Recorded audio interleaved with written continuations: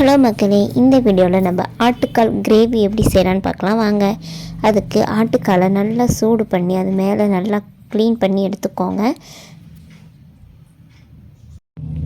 இப்போ நல்லா க்ளீன் பண்ண ஆட்டுக்காலை நல்லா உடச்சி அது கூட கொஞ்சமாக மஞ்சத்தூள், உப்பு, இஞ்சி பூண்டு விழுது இதெல்லாம் சேர்த்து தண்ணி ஊற்றி நல்லா ஒரு 10 விசில் வரைக்கும் வச்சுக்கோங்க. 8 to 10 விசில் வரைக்கும் வச்சிங்கன்னா ஆட்டுக்கால் நல்லா வெந்துடும்.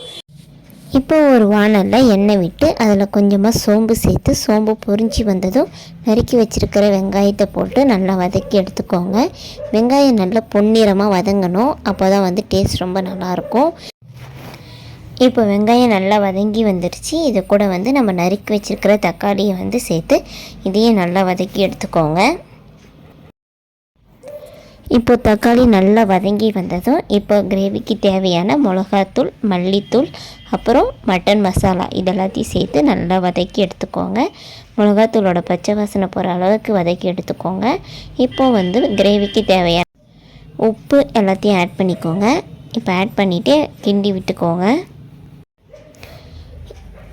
இப்போ இந்த மசாலாவோட பச்சை வாசனை எல்லாம் போகிற அளவுக்கு நல்லா வதக்கிக்கோங்க. இப்போ வதக்கி எடுத்ததுக்கப்புறம் நம்ம குக்கரில் வேக வச்சுருக்க ஆட்டுக்காலை அந்த தண்ணியோடு இதில் சேர்த்துக்கோங்க. அப்போ தான் டேஸ்ட் நல்லாயிருக்கும்.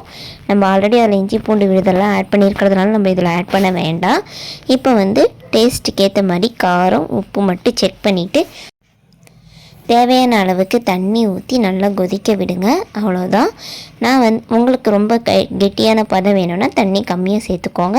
இல்லை ஒரு குழம்பு பதத்துக்கு வேணும் அப்படின்னா கொஞ்சம் தண்ணி அதிகமாக சேர்த்துக்கோங்க.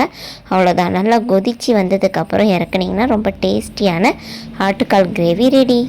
நீங்களும் ட்ரை பண்ணி பாருங்கள். பிடிச்சிருந்தா லைக் பண்ணுங்கள், ஷேர் பண்ணுங்கள், கமெண்ட் பண்ணுங்கள். அடுத்த வீடியோவில் மீட் பண்ணலாம். பாய்.